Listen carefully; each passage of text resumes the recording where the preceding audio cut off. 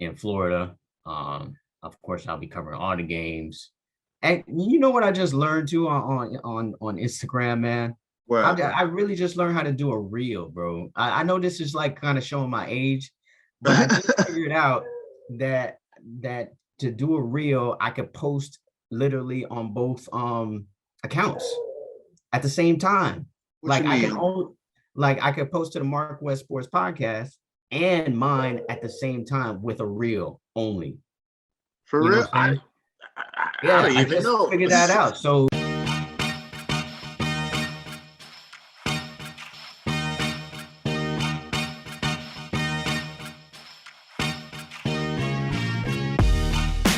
You're now watching a clip from the MarcWes Sports Podcast.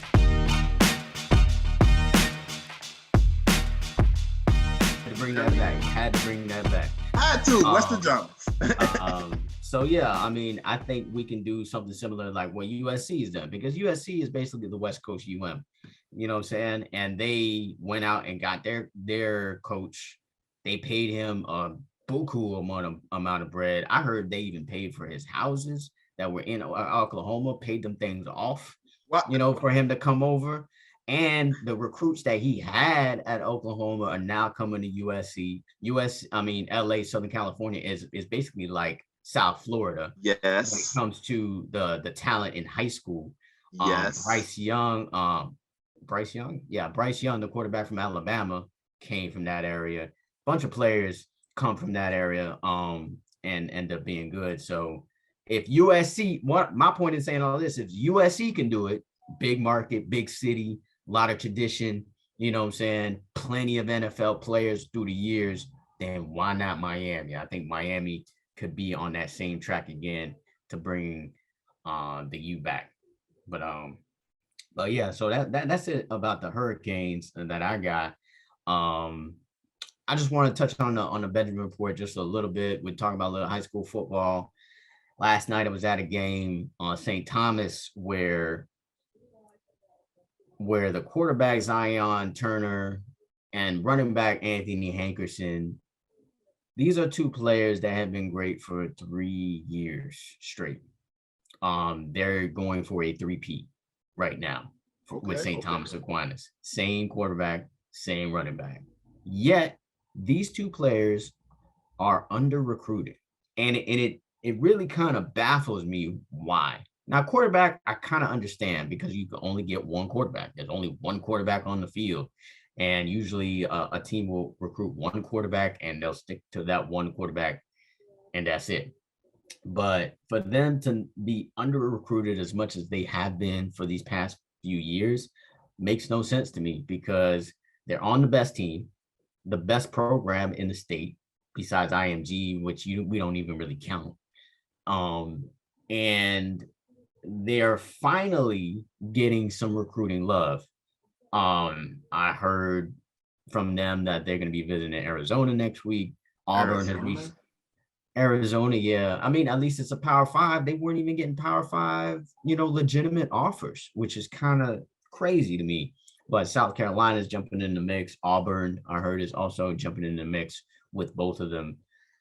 So it's just I'm gonna write a story about it too. About like it's just baffling to me why these two players have been under recruited for the past 3 years when they've led the best team in Florida for the That's past three probably one years, reason. and they're on their way to win another one.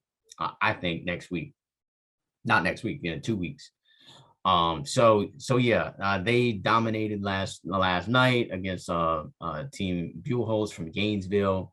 A former Miami recruit was on that team, Quan Lee. He decommitted earlier in the season, is now committed to UCF. He was a non-factor. I didn't really see anything from that kid, so I don't think we've lost a whole lot with him decommitting. And you can make up for it with a lot of these other players in South Florida decommitting from a lot of different schools.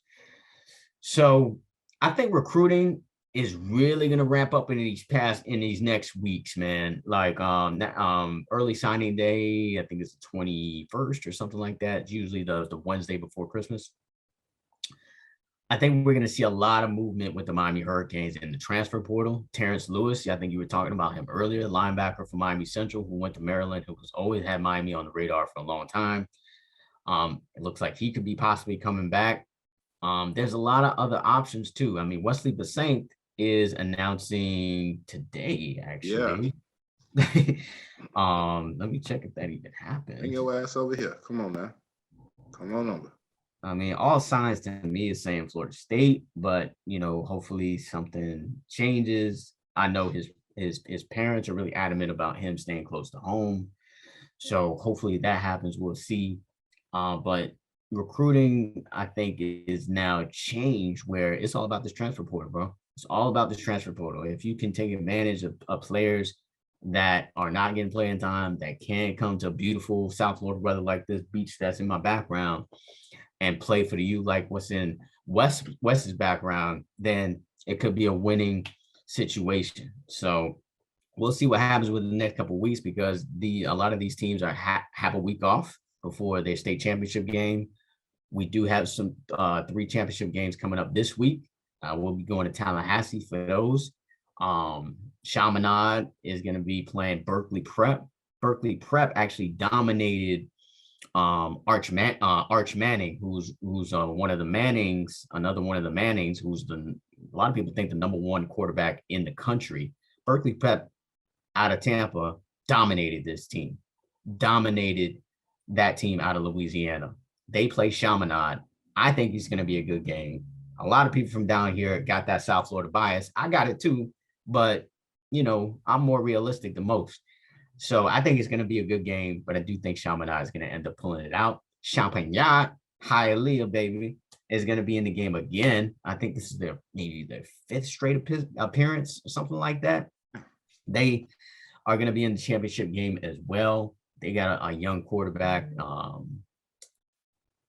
His name escapes me right now, but he's got to be a sophomore right now. But he's a big dude, and he likely is going to bring another championship for South Florida in 2A. So 2A, 3A, 1A, 2A, and 3A are going to be played next week. 1A is like the rural areas. Those are really, really small schools. We usually don't have a team because we're in a big city. Obviously, the only team that we have in 1A that's usually in contention is Pahokee out of West Palm Beach. They got eliminated a few weeks ago, so we don't have a team there. But we do got Cardinal Gibbons in 4A. They'll be playing for Cocoa for the 4A championship. We do have a team in 5A, Miami Central. They're going to blow the doors off of Merritt Island. I'll tell you that right now. They're going to blow the doors off of that team. 6A, unfortunately, Miami Northwestern took an L last night to Tampa Jesuit. So it's not a surprise. Tampa Jesuit is a team I had ranked #1 for like a few weeks now. I think they beat them 37-14 last night.